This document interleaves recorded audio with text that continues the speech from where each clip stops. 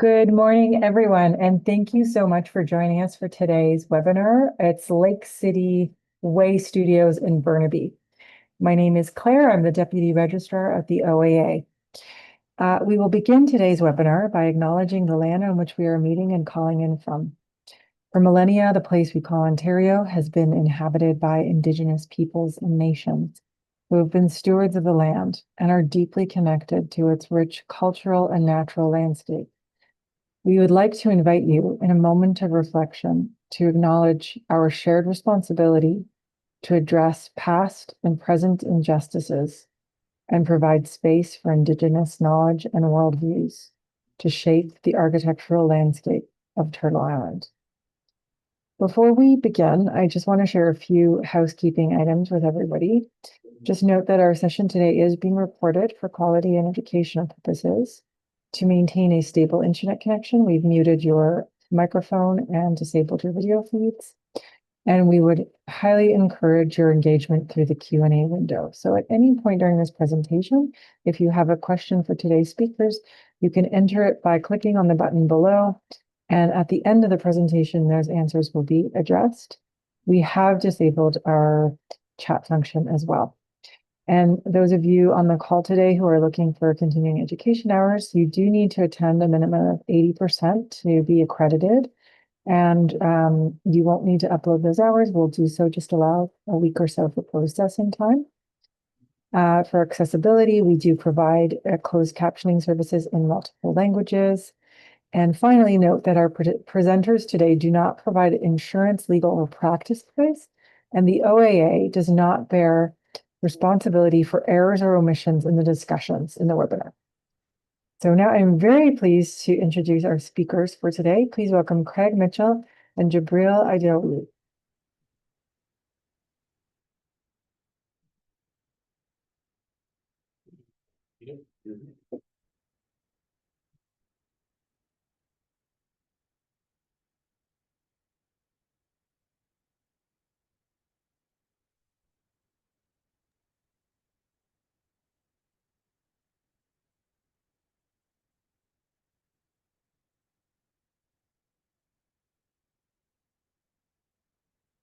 Hold your breath. Make a wish. Count to 3. Come with me, and you'll be in a world of pure imagination. Take a look, and you'll see into your imagination.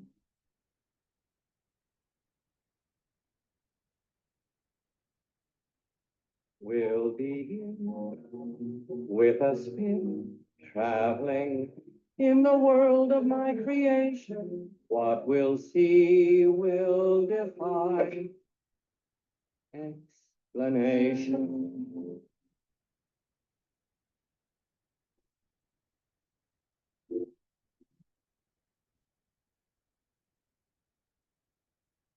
You want to view paradise? Simply look around and view it. Anything you want to do it. Want to change the world? There's nothing to it. Hurry up, Violet. This way, Grandpa.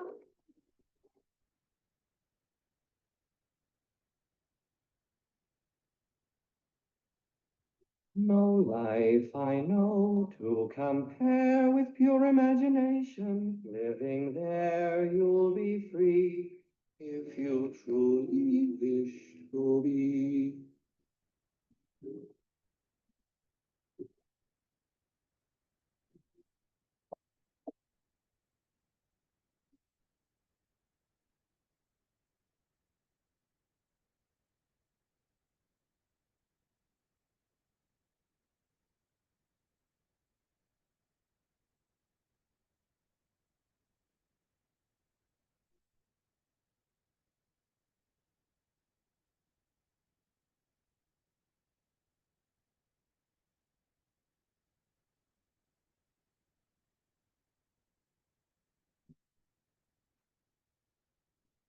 If you want a view paradise. Simply look around and view it.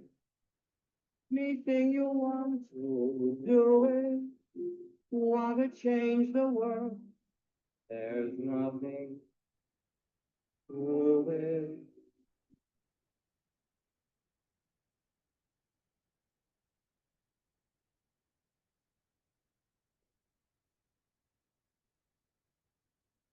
There is no life I know to compare your imagination. Living there, you'll be free if you truly wish to.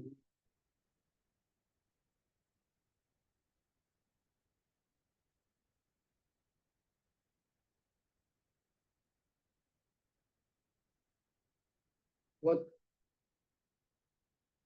So, hello, everyone. My name is Craig Mitchell, and I'm the principal architect at Arc Studio Architecture in Vancouver.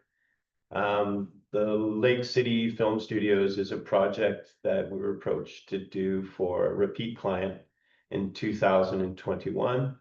I'm the architect of record for this particular project, and I've been involved in the design and construction of somewhere around 4 million square feet of Hollywood or TV production film studio sound stages. And this is my colleague Jubril. Yes, and I was project architect on this project and recently saw the project through occupancy. The project is still under construction right now, and part of it is in use. The other part of it, we're still waiting to get the occupancy for it. So the history is, how do you create spaces and places that can be anywhere and anytime? In essence, to create a space that can constitute, as Gene Wilder says, a world of pure imagination. And according to Gilles Deleuze, who's a contemporary French philosopher, the two essential things that come from cinema are movement and time. And architecture is the vehicle which permits a film director the opportunity to capture the movement of actors in any place, anywhere, and at any time.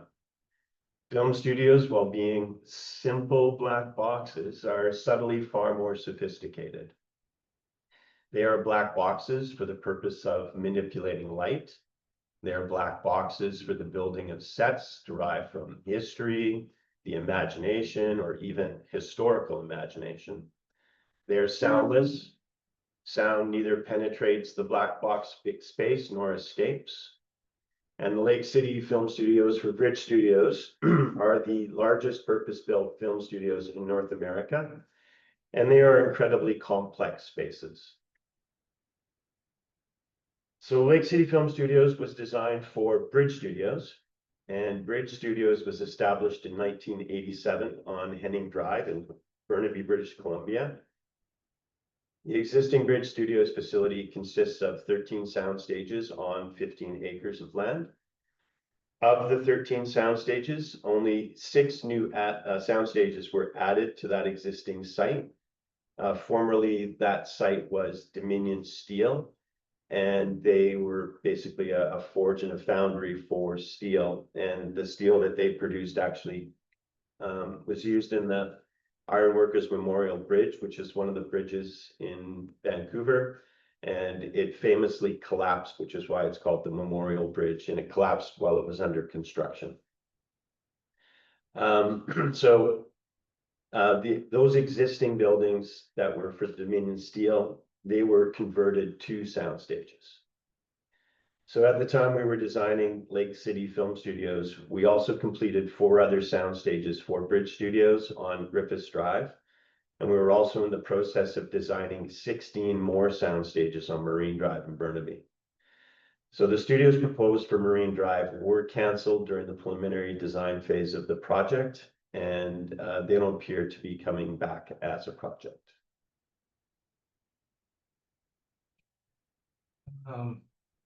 So it's a project background. The design of the Lake City Film Studios commenced in 2021. It is our current understanding that the Lake City Film Studios are the largest purpose-built soundstage facilities constructed in North America at about 1.3 million square feet. The Lake City Film Studio is in an industrially zoned area of Burnaby, British Columbia. Film studios are not a typical use found in the zoning bylaws, and their use lends itself well to industrial areas. You have large semi-articulated trucks with trailers are a normal part of the operations of a film studio. Adjacent to the film studio is the Lake City Way SkyTrain station, as you can see over there. The proximity of the SkyTrain station factors highly in the selection of the site. Access to mass transit assists with transporting an estimated 5,000 permanent and part-time employees daily. The film studio will also assist in stimulating other business opportunities with catering services, lighting and grid companies, construction and set design, recycling and waste disposals.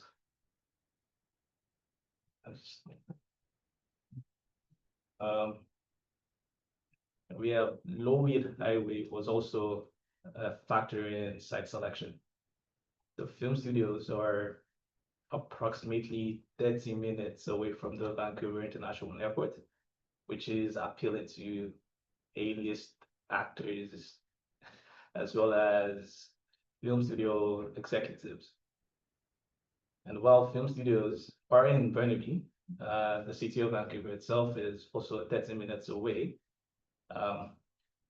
A-list actors and Hollywood executives prefer to stay in more upscale accommodations than the existing suburban conditions in proximity to the studios. Yeah, so I'm just going to run through more context for us, just to have an understanding of the scale in comparison to everything around and how the building is split and how it's set. That's second. So the project was divided into two buildings.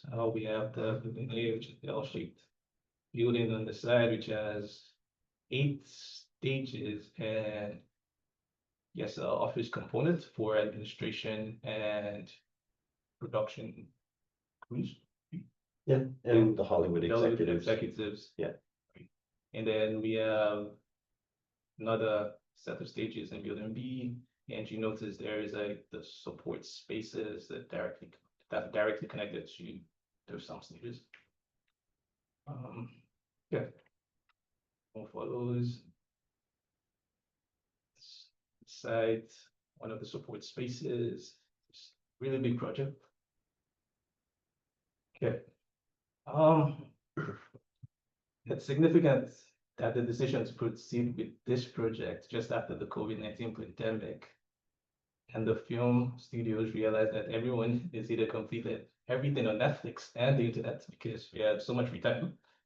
There was realization that the world needed new content. So during construction, the film industry also experienced a lot of turbulence. There was the Screen Actors Guild and the Writers' Strike. And as a response, acceleration in CGI and AI technology even created more anxiety because what was the future of sound stages if you could easily generate content with just text, right? And more currently, there is the US tariffs with the administration suggesting tariffs on film productions outside the States. So as I previously stated, or as Jubril may have stated, the Lake City Film Studios they're huge and vast, and They employ a large number of people, either for permanent or part-time. But effectively, these film studios act as a 24-hour-a-day enterprise. The cost of filming and the cost of renting film studios is extremely expensive. Once this facility is completely functioning and has full occupancy, and all of the 21 sound stages are in use, the client is expecting revenues of about $1 million per day. So effectively, sound stages actually operate as a mini 24-hour cities. Throughout the day and night, there's trucks moving sets, there's lights, there's materials and hardware stores, catering, cleaners. These are all activities that take place on a movie site 24 hours a day, on top of all of the film studio work itself, like the production inside the sound stages. Costume designers and art directors and carpenters and makeup artists and painters, they all work late into the night. And much of these black box spaces are similar to those of a casino, where the idea is that in the black box space, the time aspect kind of disappears. There's kind of no access to natural daylight. So it's easy to lose awareness of whether it's day or night anyways. All that really matters is the production. So the production, the 24-hour city, the 24-hour employment opportunities, and fortunately the SkyTrain station, the mass transit station, operates from 5 a.m. in the morning until 1 a.m. at night, I guess. We have another video. Yeah.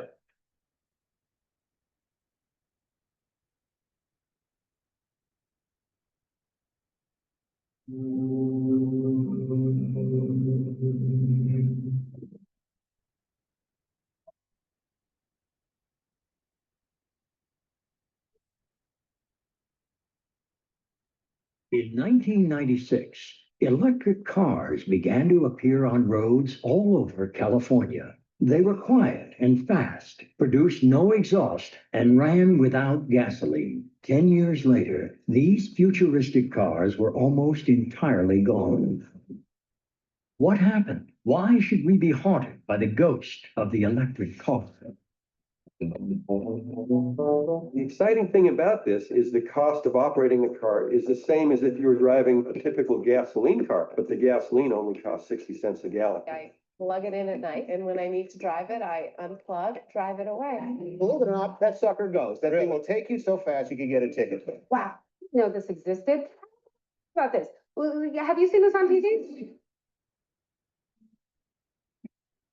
People who control the marketplace today, the oil companies, have a strong incentive to discourage alternatives. They make too much money with their technological stagnation and the internal combustion engine. For the last 15 years, they've been telling us the fuel cells are 10 to 15 years old. There's still roughly 1 trillion barrels worth of oil in the Earth's crust. That's $100 trillion worth of business yet to be done. General Motors made a commitment to the Hummer because they could see the Hummer would make them money. The electric vehicle is not for everybody. It can only meet the needs of 90% of the population.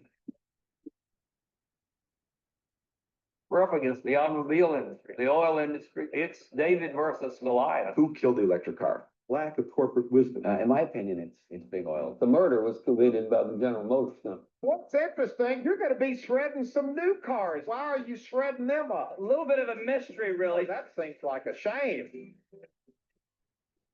I think it will go down as one of the biggest blunders in the history of the automotive industry.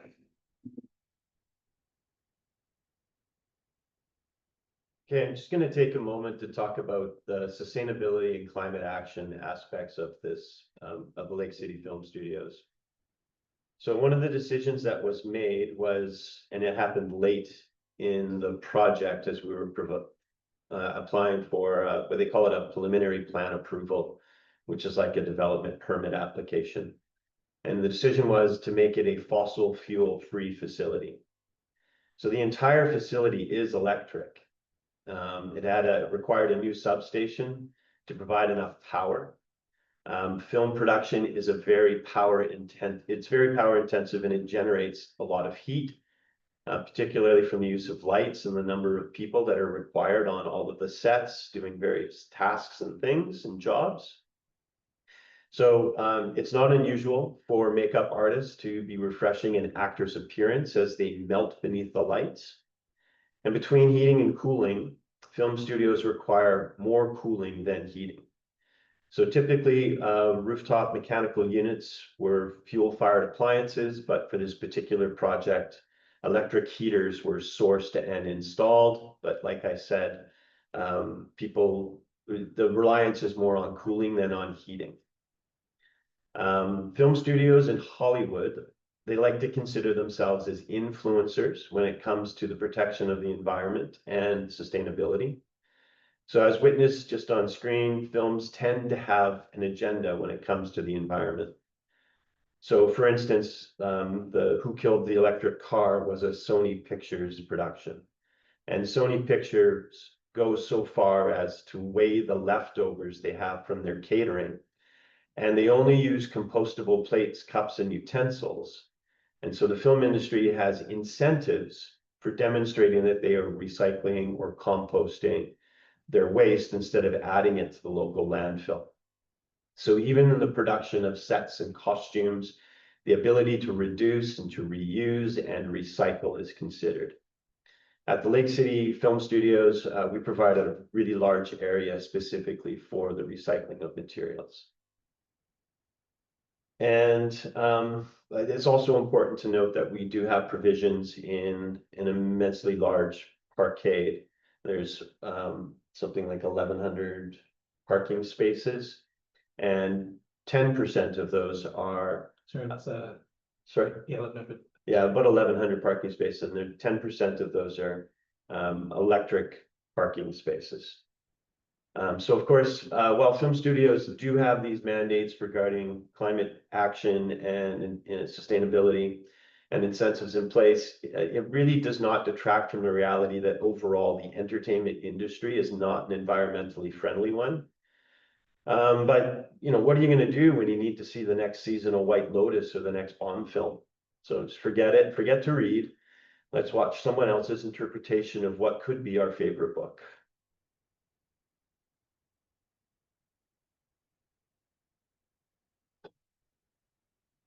Video before.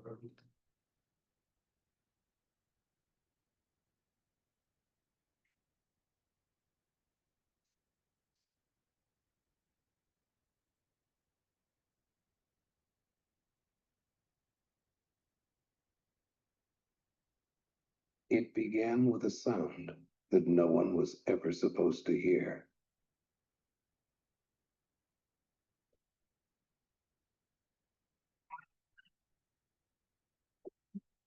So what I saw? Yes, he says he pulled a girl out of the car. I would like you to forget about her.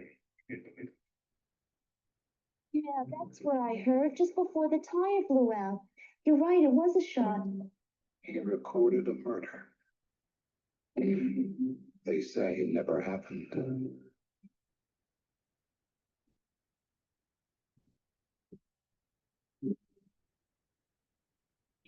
Loose ends, weaknesses. The girl, I've decided to terminate her. Terminate her. Terminate her.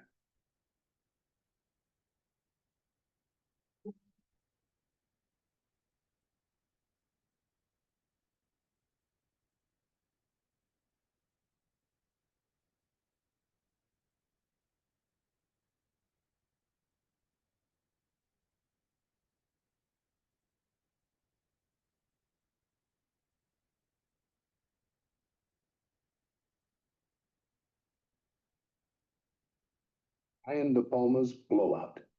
Now you hear it. Now you don't.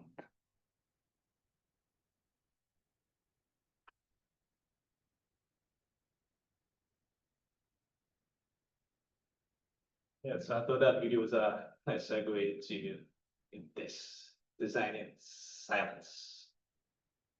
So sound stages are black box spaces. They're very quiet spaces one can hear a pin drop when sound occurs. So when sound occurs, they disappear. They don't reverberate. An acoustic consultant was retained to ensure that the sound entering and exiting the stages would not go. From the exterior, the acoustic consultant needed to dampen the sound waves created by the SkyTrain, which is like the Vancouver rapid transportation system. There is the international airport YVR that's only 40 kilometers away, with the sound stages being in the vicinity of the flight path. There's also the low-rate highway, 4-lane of van highway that include for transport trucks and trailers, emergency vehicles, and other peripheral road truck and trailers on the internal roads. We have mechanical equipment on the rooftop, there's rainwater leaders, and other sound stages adjacent to the one that someone is probably shooting in. This is a lot to manage if you consider all the factors at play. The principle of sound are that it travels in waves and can be conducted through one material into another. Materials that are less ductile are considered softer materials, have a greater propensity to absorb sound. For instance, insulation will absorb sound better than steel. While a sound stage is in use, the sound that is generated from one particular scene should not be transferred to another soundstage. For instance, one soundstage might be filming a scene that includes an explosion. The adjacent studio should not hear the sounds of that explosion while filming. The adjacent studio should continue to shoot a scene with no interference from the film studio with the explosion. Yeah, because cost of production is very high, and it is imperative that sound control measures be considered from the beginning of the project. There should be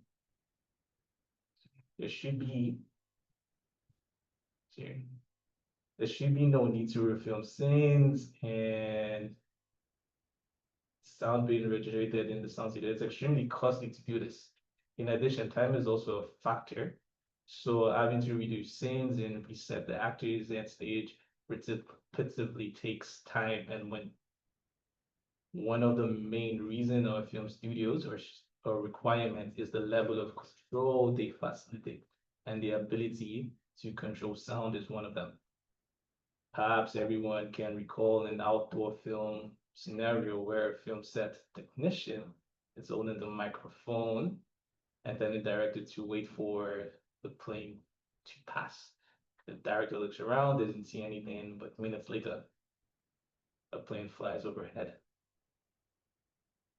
And the technician cues the director to call action. This type of event is not limited to sound, but sight also. Filming on location requires a high degree of control for both sight and sound, and this is the reason why sound studios are a preference to production companies.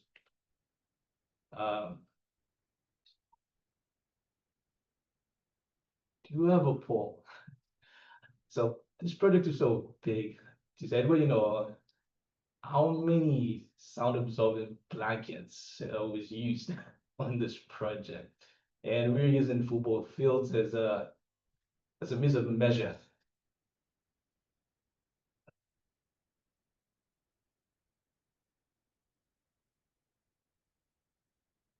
Well, All right. all right. So what's the real answer? Well, the answer is 12. Yeah. But I like that people shot for 18. I know, That's awesome. That's awesome.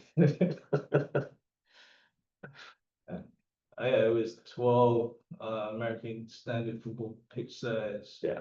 of acoustic blankets used on this project.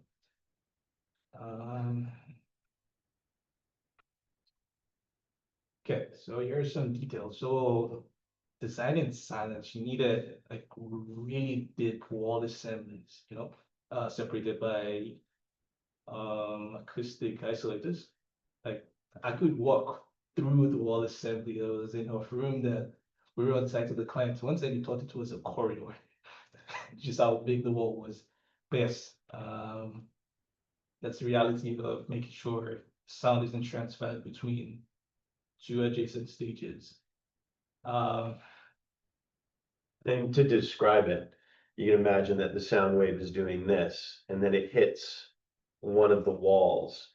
And as it hits the wall, as it's doing this, that wall absorbs it. And as it passes through the absorptive material, it dampens to something that's more like this.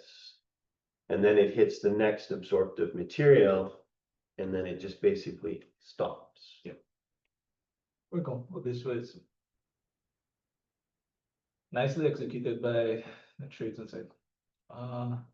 So like this is Craig and I mentioned that there is trucks, trailers, or part of production companies, and sometimes they need to be able to bring sets into the stages. So you have this giant openings that also need to be acoustically sealed. So we had to, research and use specialized sliding noise. To the best of our knowledge, there's only one manufacturer of this type of door in North America. And this came from California. Yes. Yeah, they're called elephant doors. India to train so locally. So that's very good. Yeah. And it was down to even door hardware, every door had to have, drop seals and, just avoid sound penetrating through Anything. Anything.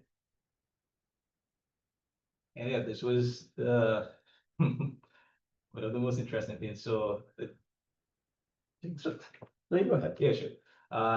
It's called the kill switch. So the director wants control to be able to shut off every sound, mechanical, lighting, and everything, with just a switch before recording. So integrating this system, to remote control every single service in the stage was It's pretty complex. pretty complex. So, and one of the other things is you'll notice that in the center of the director control shutoff system, there's the blue light and the red light. So there are lights that exist outside of the studio space that are like, you can come in, we're not filming right now. And then the red light, if the red light is on, it means film is in production. Do not disturb anything. Because this goes back to the importance of having dead silent spaces. And if people are making noises outside and there's any risk of having those noises penetrate in, that means they have to stop and reset everything and start again. Which, as we mentioned, costs a lot of money. Yeah. Yeah, that's the lessons we learned in LT Design Silence for this project. Yeah, there was also engineering emptiness. The big picture for the Lake City Film Studio is that it's a 6-story structural system with relatively deep foundations. The combination of heights along with the area makes this film studio the largest in North America. The size of the footing supporting the column grades are immense. Concrete slabs above the parquet have been designed for 500 pounds per square feet load. And they are insulated for sound from the parking below. The slabs are being designed as a two-way slab, also separated from the adjacent sound stages as a means of controlling sound transmission through highly ductile materials. Sound stages are designed to be, large empty spaces. They are clear structural columns interruptions. They're the ultimate free plan. You have spans of beams and open web steel joists. that are as large as they can be delivered to the site. During construction, like the client requested that a wall between sound stages be removed so a larger stage could be created, making it twice as large as the other sound stages. The production makes this request because they needed a space for 2 armies at war and all the sets that go along with shooting that scene. We had concrete tilted panels for exterior walls. They were also designed as part of the structural system, where a lighter structural system could be utilized. We use steel columns, girts, supported beams with insulated metal panels. So I'll just we'll do this quick poll. I think it says how much. Yeah, let's do this poll. Yeah. There was enough concrete poured to fill how many Olympic size pools.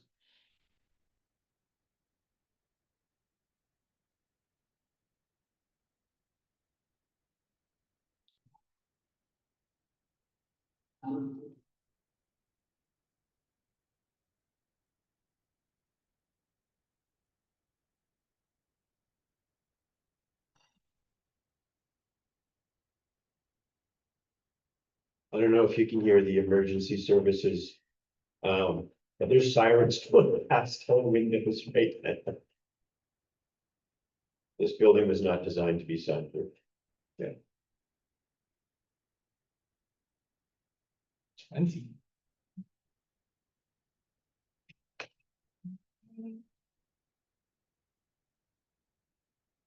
So the answer is?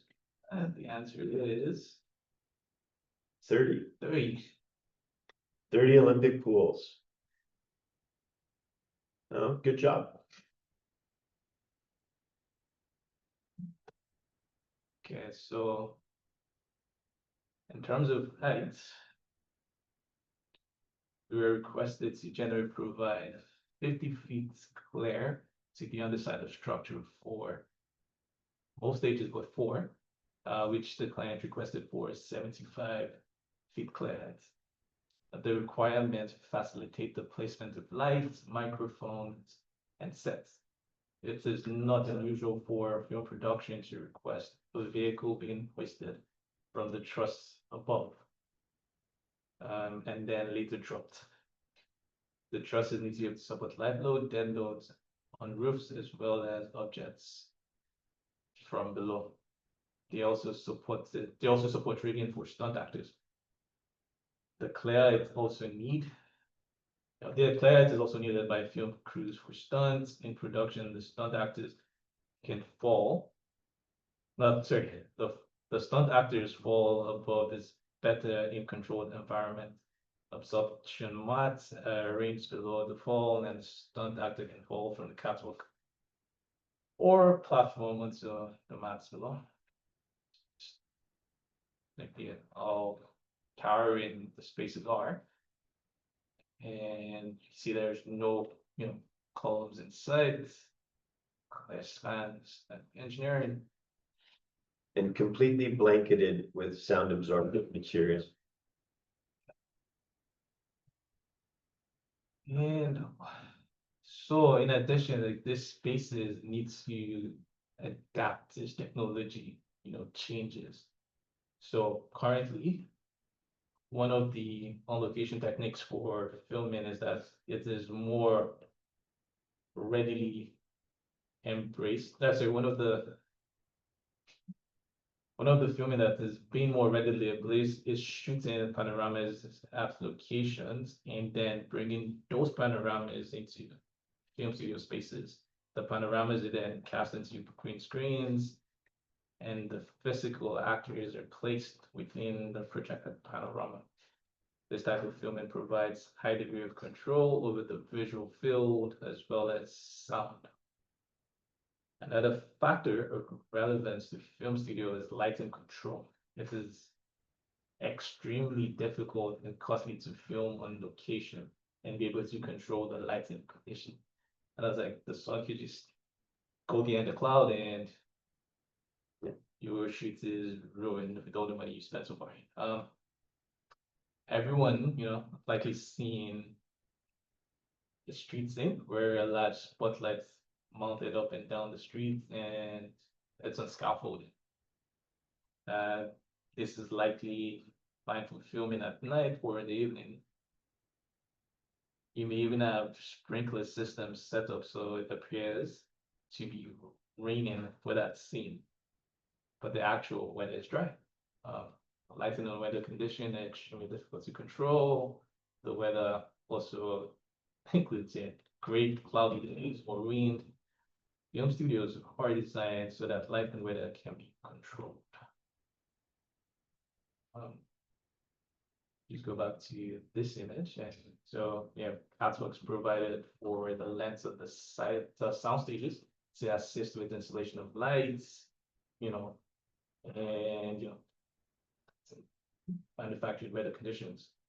The trusses hold over the width again, and you have sound control measured with OSP, shielding on the sound stage slab, secured. Like this are removable because they're used intensively. The sheeting permits camera tracks to be able to be mounted directly on top of the slab. The tracks permit the film crews to move cameras and wheels smoothly across the field without bumps in movement. The concrete slab is also protected by the OSP because you would have to constantly have to rig into the concrete slab and damaging it over time. Yes.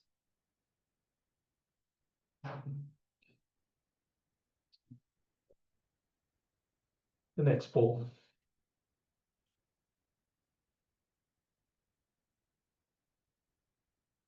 So that OSB is actually really important because when Jubril's talking about how they lay tracks down, they're like train tracks or rails. And when they lay the rails down, they can put the camera on like a set of wheels so that it just smoothly operates. And it's really useful for the cameraman, for the production team, to be able to have that really, really smooth operation of the camera as it makes its moves throughout the space.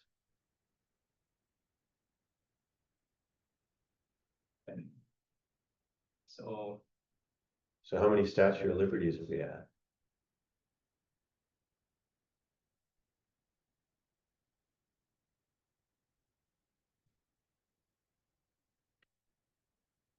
Well,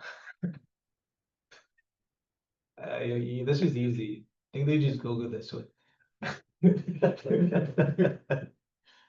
Yes, we have exactly 36. Yeah. Statue of Liberties. Okay. Yeah. So now we talk about accessibility. So the film industry is interested in storytelling, and stories aren't limited to a particular genre, action, adventure, or romance. Storytelling is the art and cultural practice of conveying messages and ideas and experiences through narratives that evoke emotions and create connections and transmit information. Storytelling is about all the things that we could possibly experience that are shared, and as a result, we all have a connection to the story. So as a business, the film industry is about diversity, equality, and inclusion. 40 years ago, casting actors with accessibility needs or with limited abilities didn't really happen. Even telling the stories of people with accessibility needs was rare. However, today it is far more common, and the film industry isn't limited to just actors. It also includes for writers, for costume designers, art directors, and any of these people can have accessibility needs. So the Lake City Film Studios are designed with accessibility in mind. All workspaces, including the sound stages, are accessible. However, it should be noted that there are places where only able-bodied people have access, which is reasonable. But accessible and gender-neutral washrooms were provided throughout the facility. Elevators are throughout the facility as well, and to provide access to all of the interconnected office areas, as well as the costume and art direction spaces, which are provided throughout the project. But accessibility is not just limited to being in a wheelchair or having other mobility issues, as it includes sight and sound. So it's also interesting to note that issues related to sight and sound can also have impacts on other neurodivergent individuals who often experience sensory overload, a state of distress and overwhelm caused by too much sensory input, such as loud noises or bright lights, which can be debilitating and lead to meltdowns, shutdowns, intense anxiety, or emotional numbing. So the goal is to take all of these potentials into account. So for instance, in the sound stagers, as Jubril previously mentioned, the director has a kill switch to cut the power and quickly restore high intensity light to a more calm environment. So one of the failures we did experience was providing glazing panels on doors where pedestrian traffic could be passing either direction. So the building code required a particular height for the lower sill of the glazing panels, which also happened to be at the same height as the handrail requirement. So as a result, we adjusted the height of the glazing panel. But this also made the glazing panel and the door, like the glazing panel in the door, non-compliant. So we engaged a code consultant in an attempt to find an alternate solution, which means introducing a device. So the device that was proposed was a peephole, and this was rejected as a solution by the authority having jurisdiction. Other solutions that we investigated that we reviewed were mirrors on the walls or on the floor at the doors, but we couldn't develop a well-formed argument for any of those other options. So in the end, the authority having jurisdiction insisted that the glazing panels be covered over with like an opaque film. So our professional opinion is that this actually creates a worse condition than being able to see if there might be someone approaching the door from the opposite side. And it certainly affects those with accessibility and mobility issues far more than others. Lesson learned. Yeah, lesson learned. Okay. You're noting that this is a massive facility. So the life safety is a safety item is none of the project will matter if the people in it are not protected. Like fire, life safety in the facility of this hill demanded not just rigorous engineering, but also a degree of finesse. Making sure safety never goes in the way of scenes and storytelling. The Lake City Film Studio is designed to function like a fortress of safety behind the scenes. Each soundstage is built as a standalone fire compartment. So the same, walls, like thick walls that we showed previously, act as acoustic separation, also doubled up as fire separation, and they work well to contain fire within that soundstage. So in an unlikely event that there's a blaze, the fire will remain isolated in that compartment. So buying time for the thousands of people in this project to evacuate, it's also when, really threatening production going on in adjacent stages, right? So we have automatic sprinkler systems installed across every square footage of the space, using high clearance head and deluge capacity to properly serve the massive 50-foot volumes, the 75-foot volumes.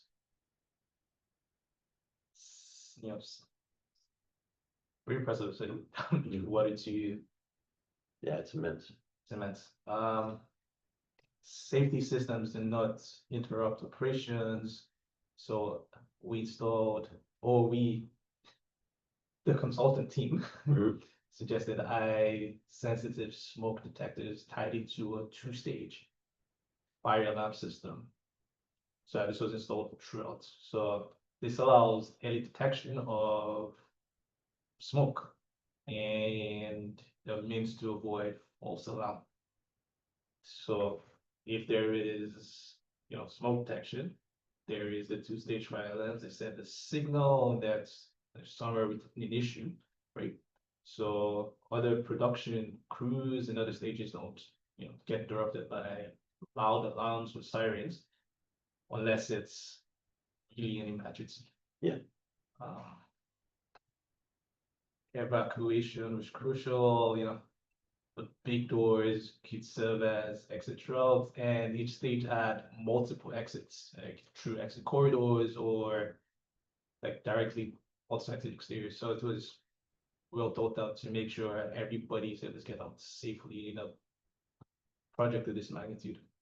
And the project emergency lighting, and emergency power, backups in case of power failure. You have emergency lighting, your doors and everything. Chain into a fail-safe situation, ensuring everybody can find your way out. Yeah, we also have this thing called the stumble lights, which is installed around the perimeter of the soundstage. So like you can get to a wall, and as long as you follow the lights, you will be guided to the next. Especially for the stages where we had to combine two massive stages into one even more massive stage. Yeah. And it was a love learning on this project. And shout out to the consultant team, which consists of, yes, us, the architects. That's the structural consultant, mechanical consultant, electrical consultant, code consultant, the building envelope consultant, the acoustic consultant, the environmental consultant, landscape architect, average geotechnical consultant, civil consultant. Okay. Like all of this all these consultants were separately retained by the clients, and we had to work with them. The consultants even brought strong soundstage experience and familiarity with the client's standards. Throughout design and construction, we're met with both successes and challenges that reinforce the key lessons. Everything that you could learn on a project happened in this way. Yeah. It was a lot of learning on this project. So conclusion, holistic design is essential, and it's paramount that every discipline works closely together from the onset. Tight coordination will prevent costly compromises. Yeah. That's a lesson learned. So I'm going to talk a little bit about managing client expectations. So from the client's perspective, the Lake City Way Film Studios was just another simple black box. Unwittingly, the client had requested a film studio, which was far larger than anything they had previously built. So what the client did not identify was how large the site and the building were. So at one point, the client, along with their president of construction, they were in the parkade, and the client looked around the space and he said to the president of construction, "Did you know it was this big?" And it was a comical moment. That way. So apparently the translation from drawings to building and the comprehension of scale was not well understood or visualized. So from the consultant's team position, this project was at the level of complexity of a hospital. And from the contractor's position, this project was at the level of complexity of a hospital. But there is a vast difference between the client's position of a simple black box and the complexity of a hospital. So despite the unacknowledged complexity of the project, the client's demands were excruciating. On one side, the client had their Bridge Studios general manager for their film studios making requests from the consultant team. And on the other hand, the client had their development team that reported directly to the ownership group.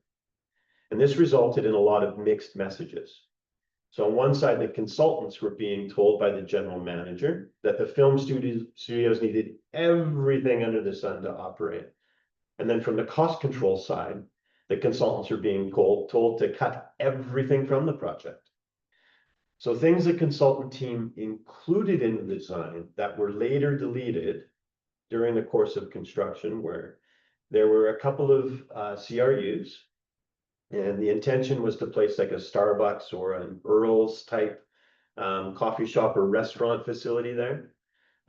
We had designed a rooftop amenity spaces that included for basketball and sports courts and hoops. It also had garden areas to facilitate catered functions. There were barbecue areas that were also intended for wrap parties. The rooftop area was a sprinklered area because it had an occupancy and it was above one of the sound stages. So there was additional attention paid to the acoustic performance of the roof assembly. So the slopes. Plus the slopes had the roofs had the slopes, but you needed to have a flat surface in order to accommodate the activities that were going to be up there. At another point, we had included in the design an exterior catenary lighting system that spanned the central drive aisle between like sound stages of building A and building B. At the main entrances, we had exposed trusses that were supporting the office floor from above. Trucks and emergency vehicles would be able to drive like underneath these trusses that were exposed.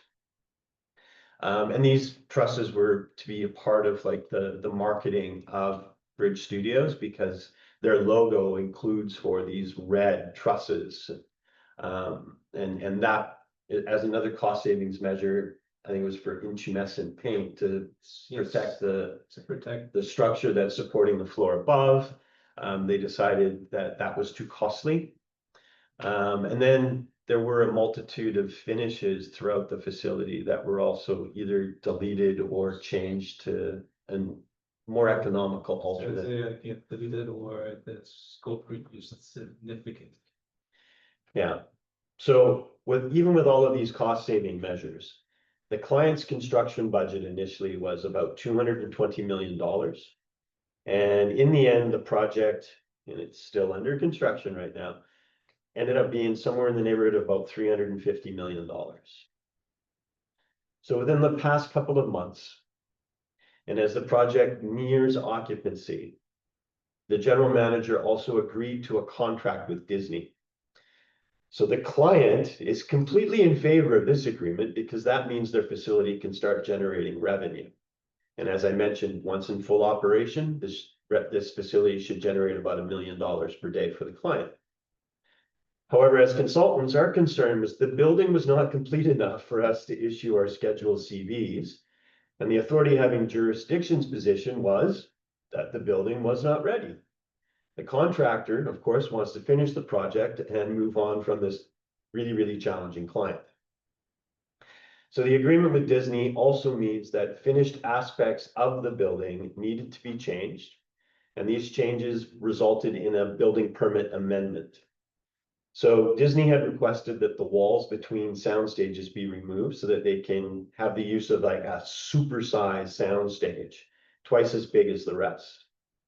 Additionally, the client's agreement with Disney was for August 5th, 2025. So the contractor needed to complete the building so that it can achieve a provisional occupancy that's acceptable by the consultants and the authority having jurisdiction. However, the electrical contractor was really, really far behind, and they had a crew working almost 24 hours a day of about 130 electricians on site. And the electrical consultant also was refusing to release their scheduled CBs. And the authority having jurisdiction needed to conduct a review of the building permit amendment drawings and approve them that were submitted by the consultant team before we could move forward. So all efforts were being made to achieve a provisional occupancy for building A, which was the L-shaped one, and building B, the more rectangular one, all remained at a construction site. So we had, the contractor had to put up hoarding and fencing around the perimeter of building B, and even the underground parkade areas associated with building B, and had to be fenced off from public access. And then the client put in the request from Disney to store 20 trailers adjacent to building B, which obviously could not happen because it was a construction site. So during the next few weeks and continuing in the weeks ahead, the authority having jurisdiction is conducting reviews to determine whether the building is code compliant, along with the consultants. So the consultants are meeting with the AHJ representatives and with the contractor, and we're conducting trip tests and fire alarm tests and emergency lighting tests. And while all of this testing is going on, the client's own security forces are penetrating fire-rated assemblies through spaces that have already been reviewed and accepted as ready for their intended use. And then they're not putting in fire stopping penetrations. So the contractor's having to go back into these spaces and redo them again. So this kind of creates some more chaos, or it creates more opportunities. So in conclusion, I think we'd like to say thank you for your time, for sharing your lunch hour with us. And we hope you enjoyed our presentation and that you learned a little bit about the Lake City Film Studios. Thank you. Yeah. Okay, thank you so much. We've got time now for Q&A. I just want to remind everybody to put your questions down at the bottom of the screen using the Q&A button. And I think Ashley has a question for you both.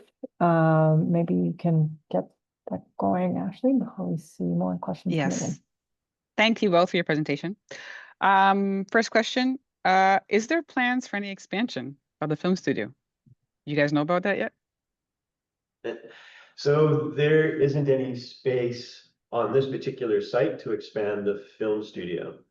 And previously we had mentioned that we were working on 16 other sound stages along Marine Way in Burnaby. And in about 2021, I'd also looked at starting some sound stages in Mississauga. And those were, I think that was 16 sound stages there as well. And those ones got dropped as well. There seems to be a bit of uncertainty right now with what could be happening in the film industry. Today is Thursday. On Tuesday, I was notified that there's now a new film studio out there called Utope AI. So it's like Utopia, except they flip the A and the I. So they have Utope AI. So there is uncertainty right now what's happening in the film industry, but it is something that we talk about really regularly. Yeah. I hope that answers the question. Yes, for sure. I have another question while we wait for more questions to come in. You spoke about accessibility quite a bit during your presentation. Did you learn any other lessons while working on this particular project regarding accessibility? Because I'm sure a lot came up while you were working on this.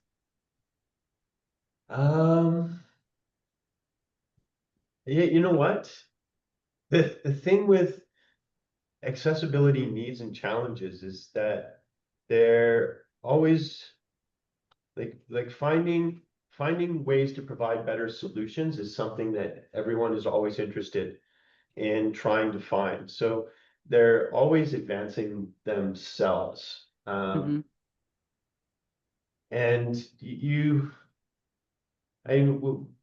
because we have the Rick Hansen program in BC, I don't know if it exists in Ontario. Yes, it does.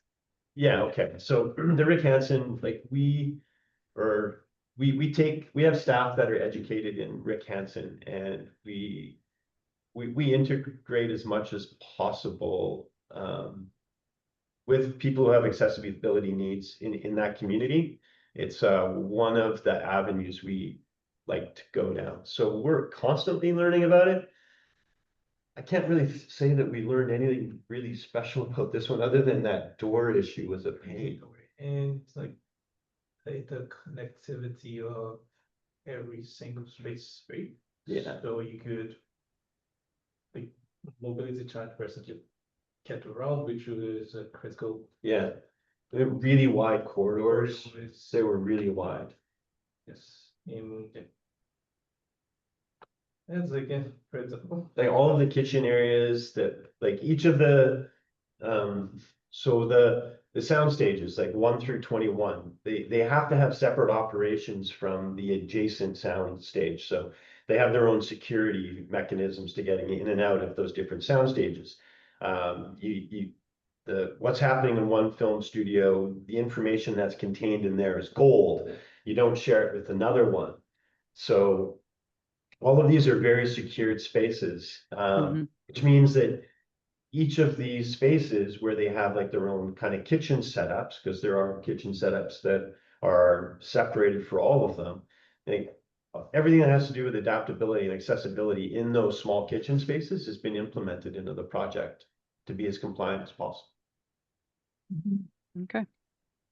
Thanks. Yeah, thank you. We have one question from William or Bill. How do you prepare your contract and fee proposal given the understanding of the client versus the overall complexity of the project? That is a really good question too.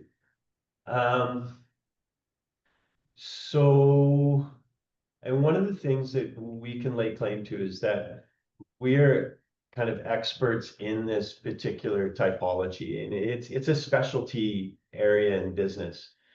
And the one thing that we probably hadn't anticipated during the course of this project was that it transformed itself from being a stipulated price, so a design bid build type scenario or contract to, and it's easy to do this. You can go from a CCDC2 to a CCDC5B, which was how that construction contract translated.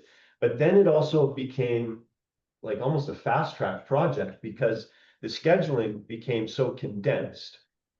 And then like when I mentioned August 5th and having Disney come in, the client had wanted this facility to be completed before June 1st. So by August 5th, we're already behind schedule by like 2 months or 2.5 months. And this project effectively became like a fast track project. And Jubril, you were on site 3 days a week to help streamline that process.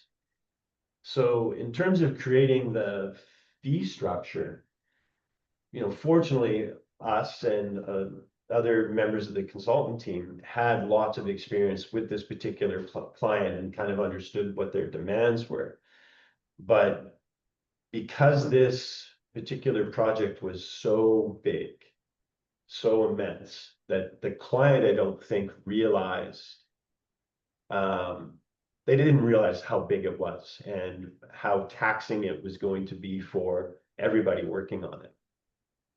So I think that they came to their own realization that this was a really demanding project. And I know a number of times, not just ourselves, but other consultants had to go back and renegotiate their fees with the client in order to make sure that we could continue to move the project forward. The expected timeline is, time is money. Yeah. and schedule. Ever changing. Yeah, it's so many changes in the world, like you said, with the tariffs and with the AI coming in, so much uncertainty. And I wonder if you have anything else to say, like how do you as professionals, it's sort of like a change man, how do you deal with all that uncertainty? Or do you? What's the approach that you would take? So that's a good question, Claire. So one of the things that was considered in this particular project was designing for some redundancy. This building could potentially be repurposed in lots of different ways, right? So for instance, it's in an industrial area that's it's zoned for industrial use. It facilitates having large trucks and large truck movements through it. And if it needed to transform itself into being an industrial typology building with racking, like for instance, the slab has been designed for 500 pounds per square foot. This is the type of building that, should the film industry kind of disappear, where they maybe don't need to use these types of spaces anymore, the building could transform itself and become a different use. Previously, the client was also heavily invested in self-storage facilities. And that was one of the things that they kind of discussed in the background was, you know, if this doesn't work, can we make this a self-storage facility? And we're like, yeah, you'd likely make that work. So flexibility. Right. Yeah. But when you're working with big, vast spaces, Yeah. you know, there's a lot of potential for being able to do lots of different things. Or become an AI data center.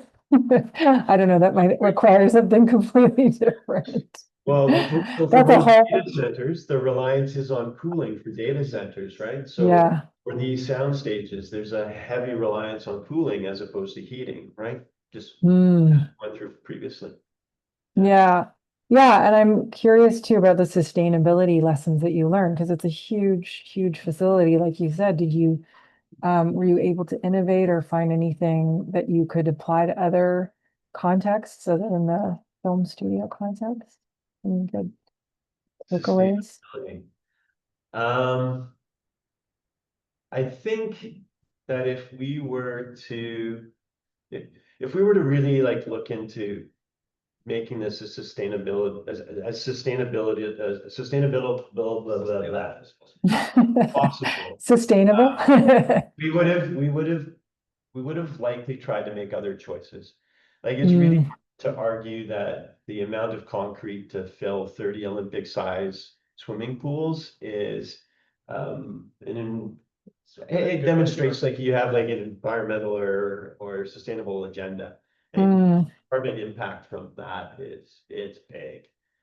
And the same thing with the amount of steel and the latent energy use in that is it's kind of tragic and big.